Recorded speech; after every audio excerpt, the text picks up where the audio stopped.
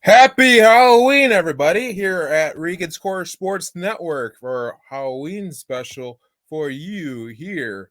I'm with my lovely co-host, Emma. What's new? What's going? What's poppin', girl? Lots new. I'm super excited for Halloween. Do you know what you're going to be, Josh? I don't know. I don't even know if I'm going out anywhere for Halloween, to be honest with you. But You where are have you? to go out for Halloween. I don't know. I don't know. But where are you going to be, Emma? I'm going to be Buzz Lightyear. Nice, nice, nice. Nice, nice, nice, nice. Okay. So, Emma, let's talk about a little bit of your Florida State Seminoles. Any sport that you want to talk about. Okay. How's it going with the Seminoles? Yeah, so I have high hopes for Florida State football this weekend. They are looking to snap a 2-game losing streak to Georgia Tech this Saturday. Florida State's coming off a bye week, so they got some valuable time to heal up this past weekend, and we only need 2 more wins to secure bowl eligibility for the first time since 2019. So that's exciting. So we better win this game. Um, we've been holding our own against some of the best teams in the conference, and Georgia Tech lost to Virginia on Thursday, 16-13, and we're not sure if they'll have their starting quarterback Jeff Sims in the lineup for the upcoming game. Fingers crossed they will not. Um, right now, Florida State's an 18-point favorite over Georgia Tech, so this game is a bit of a relief after we were matched up against 3 of the best teams in the conference, which kind of knocked us a little bit. But both teams have similar overall records, with Georgia Tech at 3-4 and Florida State at 4-3. So it should be an interesting game. But that Absolutely. Absolutely. But, Emma, speaking of Florida athletes, Tom Brady, what's going on in Tampa Bay, girl? Because Tampa Tampa Tom is just not looking like Tommy Brady from old years here. I mean, he is old, he is 45, and he's about to get divorced. But like, what's playing into this kind of bad season here? yeah, I mean, it could be his divorce, it could be the offensive line, it could be a combination of both, which is more likely. For anyone that doesn't know, there's been rumors that him and his wife of 13 years, supermodel Giselle, I don't want to butcher her last name. Um, there's rumors that they're headed to a divorce. Probably due to that he will not give up his career and go and spend time with his family, and that's all she wants from him, which I feel like is not asking a lot after he's been in the NFL for this long. Like, he's really pushing it with his time there.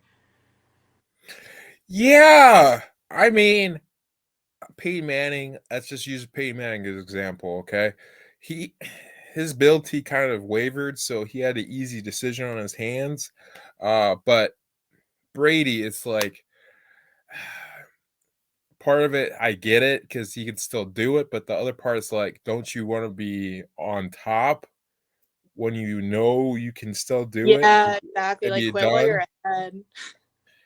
right? So it's like, uh, I'm gonna give I'm gonna give this kind of another 5 years. I'm gonna just divorce my supermodel wife and this and that and whatever.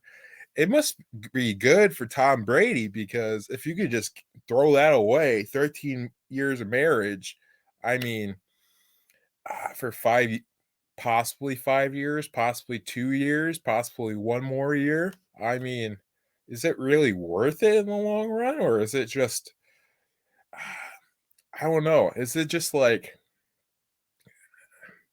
even rest peace the Mamba, but even Kobe Bryant knew when to get the heck out of there. Mhm. Okay. But uh, I just don't know. I mean, mm, to me, it's a stupid decision. But he's gonna have to live with the rest of his life if Giselle does divorce him. But like you said, I get it if she does because it's not asking for a lot, especially when you're already the GOAT. You're a first ballot Hall of Famer. Honestly, you could probably wait 1 year and you'd be inducted to the canon. Okay, so like, what's the point at this point? Are you just trying to put those rings out of reach for anybody else? Like, what's like?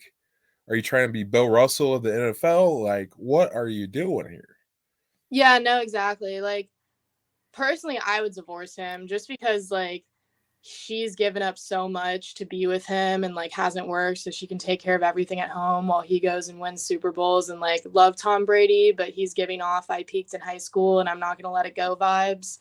Um, I just think that, um, I don't know. I think that if he spent more time to think about it, he would realize that his family could be for the rest of his life and football only lasts so long. He's already pushing the end of his football career.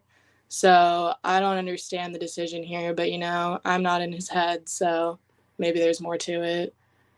Maybe, maybe. But speaking of an old head of a quarterback, let's give a little toast to little Matty Ice. I got a little Dr. Pepper here to give you a little toast here to Matt Ice's career after getting replaced by a Texas quarterback, Sam Ehlinger. Even though Ehlinger hasn't thrown a pass in the NFL and Ryan's gone to the Super Bowl.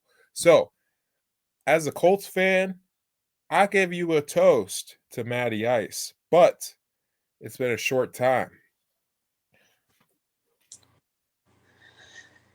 Yeah, just to give some background, Matt Ryan's removal as quarterback spawned from his grade 2 shoulder separation after the loss to the Titans, but Frank Reich, I messed that up. Frank Reich said the move would have happened regardless.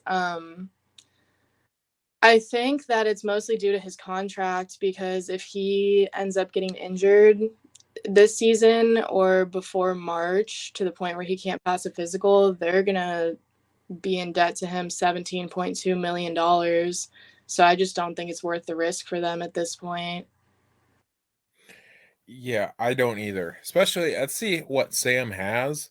To be honest with you, as a Colts fan, I kind of want to see how the Texas quarterback had before they got Matt Ryan because he was a good quarterback at Texas. Kind of similar stats to Justin Herbert.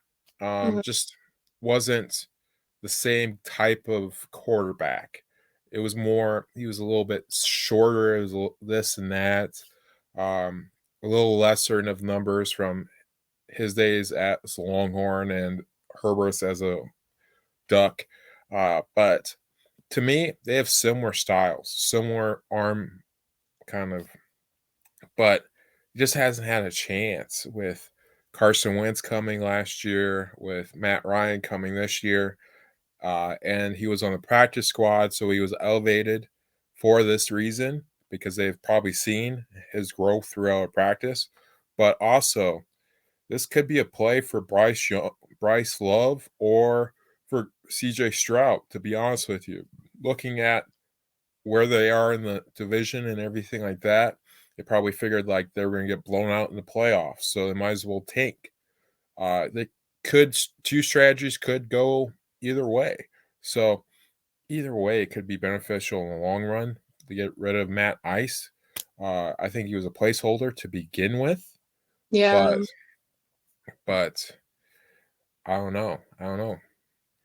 I mean, either way, Matt Ryan had a great he set every major franchise passing record, and he led the Falcons to the playoffs 6 times.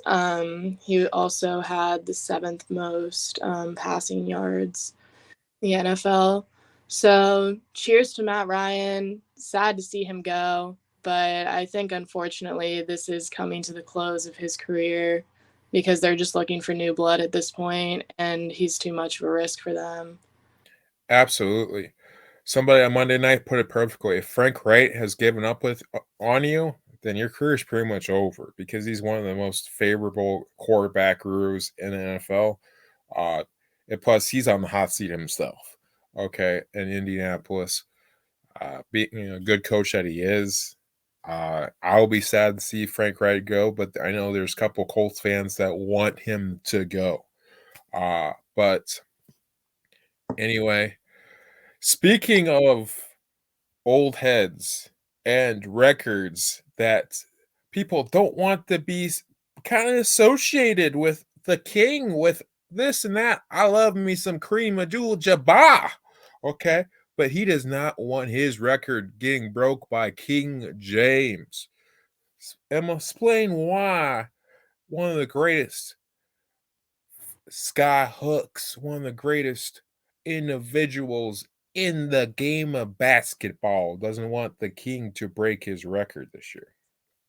Yeah, well, I think a lot of it just comes down to that LeBron James and Kareem Abdul-Jabbar are just like they just are not friends.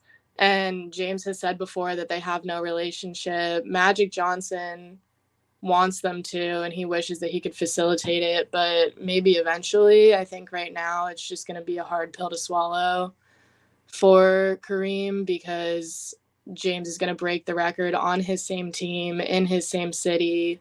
So it's just, I think that makes it a little bit unfortunate. But right now it's looking like it's for sure going to happen because James entered the year 1,325 points behind Abdul-Jabbar, and now he sits 1,243 points off the record 3 games into the season. So he needs around 49 games to break the record. So as long as he stays healthy, he's on his path. Absolutely, absolutely, he's on his path, and plus he's got a few more years in him, so it's going to be broken no matter what. If he has a horrible injury this year, it's going to be broken next year. If he has horrible injury the following year, it's going to be broken the following year because people want Bronny James and they also want LeBron. Okay, so he's going to wherever city he's breaking it in. Most likely it's going to be LA, but it could be in Cleveland. It could be in Miami. It could be in some other place. But I just think Kareem and LeBron, both kind of big men, even though LeBron's more of a guard situation with being him being a small forward, Kareem was a center. Uh, there's just so many similarities between the two. Mm-hmm. Uh, Kareem starting his career in a Midwest city, Milwaukee, LeBron obviously in Cleveland before the decision. Uh, so I mean, maybe someday before Kareem's passing, but I really don't think so. I think these are two alphas just hitting heads, uh, and like Magic said, it would be nice, whatever, but I don't think it's gonna happen. Uh, Yeah. That's what my husband was saying a little bit is that like if they both took a step back and looked at it, they would realize that they're really similar. But I think you're right in that right now it's hard to see because they are clashing and like competing for the same role kind of. I mean, Kareem doesn't get to anymore, but right, for sure, for sure, for sure. Okay, hit me with the next topic, Emma. sure. Well, Clemson's having a little bit of a controversy with their quarterback. Ooh. Yeah, they had a comeback win over Syracuse led by freshman 5-star quarterback recruit Cade Klubnik, which has led to some question if DJ Uiagalelei's time as the Tigers starter might be limited. But I don't think that's true. I don't think that he's going to get taken off of starter because Clemson has been doing so well this season with him. They're ranked fifth. They're in contention for a national title. I think that Cade Klubnik is great, and I think that he's good in a pinch situation, such as what happened in the game with Syracuse. But I don't think it's likely that DJ would be taken down off position. Well, there's an old saying, Emma. If you have two quarterbacks, you have none. Okay, and Clemson has none right now. Okay, because DJ Ukulele. Okay, I know I butchered the heck out of it, but if he's struggling and kind of a weak conference, and the ACC is kind of weak usually last 2 3 years, other than the Big Four, it's pretty weak.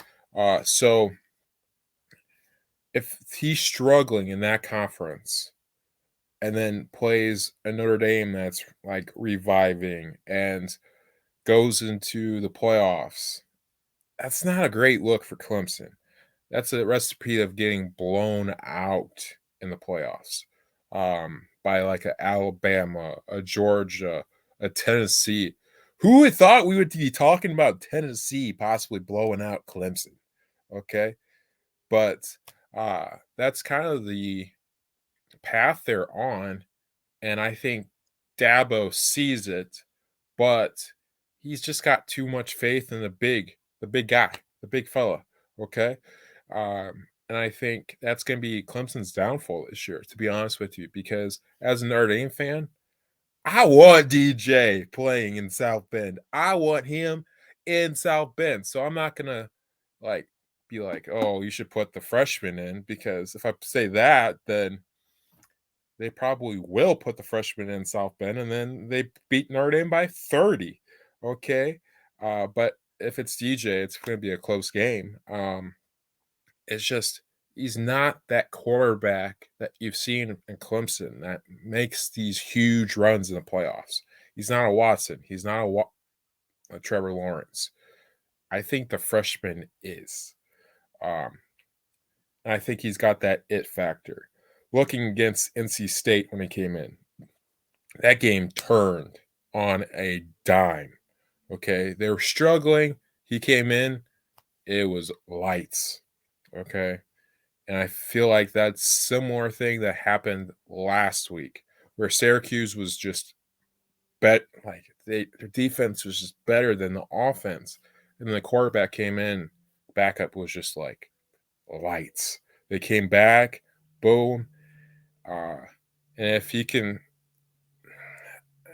I don't know if he's just a closer or if he's a starter, like you said.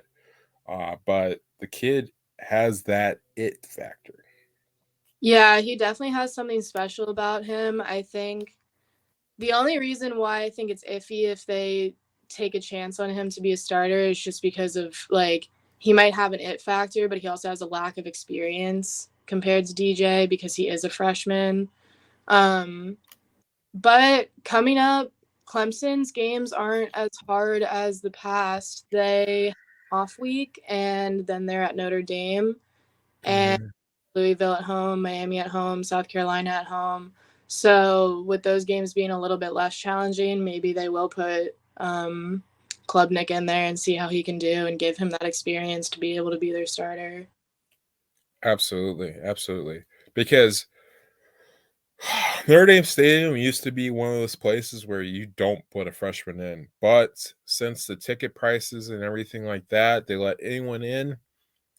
It's kind of one of those statements like you want to test your freshman. You want to kind of be like, hey, welcome to the holy grounds, welcome to whatever. Okay. But knowing that it's Marcus Freeman's first year and this and that this isn't the traditional like powerhouse that you would see traditionally year after year. So it might be a good spot to put the freshman in after bye week, which I'm fearful for, being a huge Irish fan. But speaking of comfort quarterback question marks, New England has a big one in Mac Jones or mac and cheese versus the zipper. Okay, the zip dippy doo dah. Okay, Billy Zippy. Okay, so who is the quarterback? Do they go with Zippy or they go with mac and cheese? I don't think they really have any good options, honestly. Bill Belichick is just not good at picking quarterbacks. When he got there, Drew Bledsoe was already there and he lucked out on Brady. And besides that, it's been all bad because every quarterback he's drafted was either awful or they found moderate success in other places as a capable backup or spot duty starter, which a lot of people defend that and say that those quarterbacks were taken in late.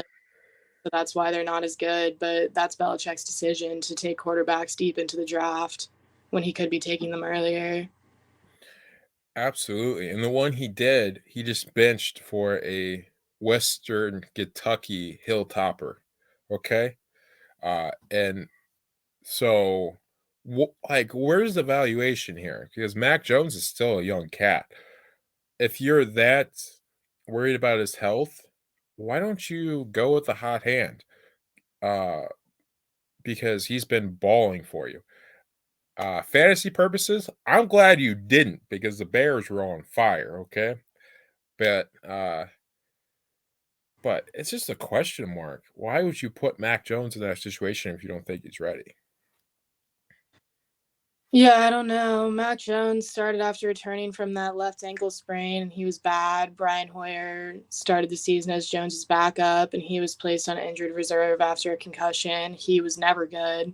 And then Bailey Zappe, the starter for the past couple of weeks, came in, and he was great for a couple of seconds, and then he gave over 3 turnovers. So I don't know. They're in a tough spot a little bit. I think Belichick got a little lazy because he had the perfect recipe for 20 seasons and 6 Super Bowl wins because he had a durable center and Brady, a strong defense, and a near perfect special teams units. But when Tom Brady left, the power in the quarterback room went with him, and now I think they're struggling a bit. And as a Colts fan, I love to see it. The evil empire is gone. You know what I'm saying? That dynasty is over. Okay. Billy Belichick, you might want to retire as a head coach of New England Patriots because it is over. It is so over. Mike Krzyzewski is saying retire. Okay. And he hold on maybe a little too maybe the Zayn year you should have retired to be on top and stuff like that. But anyway, I'm glad to see it. Okay, I'm glad to see it. Glad to see it. I'm Okay, glad to see it too. I'm just sick of them winning Super Bowls. I have nothing against the Patriots. I'm just sick of seeing it. I want someone else. absolutely. Speaking of sick of it, this is kind of a thrown topic to get to 30 there, Emma. But in the World Series, The Astros. The Astros have done it again. Okay. So, what is going on? Okay. We go from one cheating franchise to the other, and the Houston Astros going back to the World Series. Okay. So, but the Phillies are also in it. That's a change in pace a little bit. Philadelphia and stuff like that. So, I mean, do the Phillies have to grease the poles again and try not to have people climb it? Or does the Astros win another World Series here? I don't know. Um, I'm not super kept up with baseball this season, so you might have to give me a little brief context. Okay, so the Phillies, okay, with Bryce Harper and stuff like that, they made a magical run into the playoffs where the Astros, with their core, have just went straight through the American League. Okay, and honestly, I haven't kept up with it anyway either that much. I just know that the Phillies haven't done anything in the last 10 years, and they have a chance to win a World Series. So that's pretty special. And Philly seems like they're in Tile Town at the moment because the Eagles are just outstanding this year. So, I mean, it looks like this and that, but I would give probably I would say probably, unfortunately, Astros in 7. Um, the Yankees are standing this season. Not that I've kept up with them as much as I would like to, but I am New York loyal, so I would love to see them do well this season. Absolutely. They were really good, and then they got swept by the Astros. So they just got past the Guardians and stuff like that. But next year they should be really good again. But we talked about this a little bit last week. Okay. They're hinting at Judge going to San Francisco. So how does that make you feel as a Yankees fan that Judge could end up as a Giant next year? Yeah, that would be really unfortunate. Oof. I really hope that doesn't happen. I don't think it's gonna happen. I still think he's gonna stay with the Yankees. I think he's Yankees loyal. So fingers crossed that he is, and I think we will retain him for next season.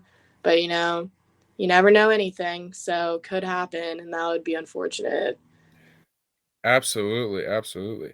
So stay safe, everyone who's going out for Halloween, and stay froggy, my friends. And thank you always for Emma coming on to here at Regan's Corner Sports Network.